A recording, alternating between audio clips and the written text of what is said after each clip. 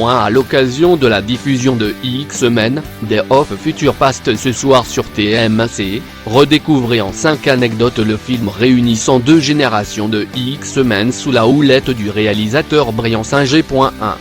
Du 9 avec Devious, l'intrigue d'X-Men, Day of Future Past impliquant des voyages dans le temps, elle permet à Ian McKellen et Patrick Stewart de reprendre les rôles de Magneto et du Professeur X, qu'ils avaient tenus dans les 3 premiers épisodes de la saga, et de faire face à leur version jeune, respectivement incarnée par Michael Fassbender et James McAvoy.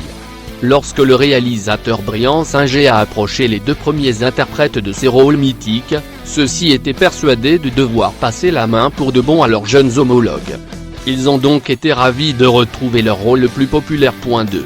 Influence temporelle. Ce temps, le premier film de super-héros Marvel a remonté le temps. Superman appartenant à DC Comics, X-Men, Day of Future Past a dû s'inspirer de quelques grands précédents cinématographiques. Selon le producteur Simon Kinberg, les principales influences du film seraient ainsi La Machine à explorer le temps, Terminator, Retour vers le futur et Loupé. 3. Tout de griffes et de muscles. Hugh Jackman a quasiment enchaîné les tournages de Wolverine, Le combat de l'immortel et d'X-Men, Day of Future Past. Il a ainsi dû conserver sa musculature pour le film suivant. Je faisais 45 à 90 minutes de sport tous les matins avant de passer à la coiffure et au maquillage, et je ne me nourrissais que de poulet grillé et de légumes vapeur. Je mangeais toutes les 2 heures, souvent entre 2 scènes ou de répétition. Et avant chaque scène de combat, je faisais 15 minutes de musculation. Je terminais la journée par 45 minutes de sport supplémentaire en salle, révèle l'acteur. 4. Plus rapide que Flash. Brian Singer a filmé les scènes avec le mutant Quicksilver, Evan Peters, à l'aide d'une caméra spéciale, enregistrant 600 images par seconde, soit 150 fois plus rapide que la vitesse normale d'un film, qui est de 24 images/seconde. Le but ?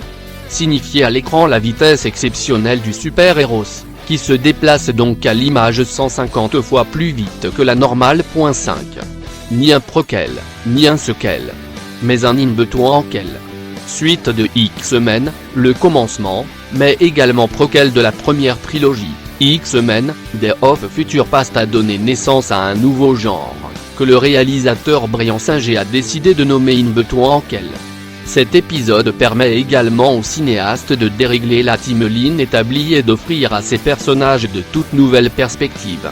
Un champ d'action qui lui garantit davantage de liberté et dont il s'est servi lors de la mise en scène de l'opus suivant, X-Men, Apocalypse.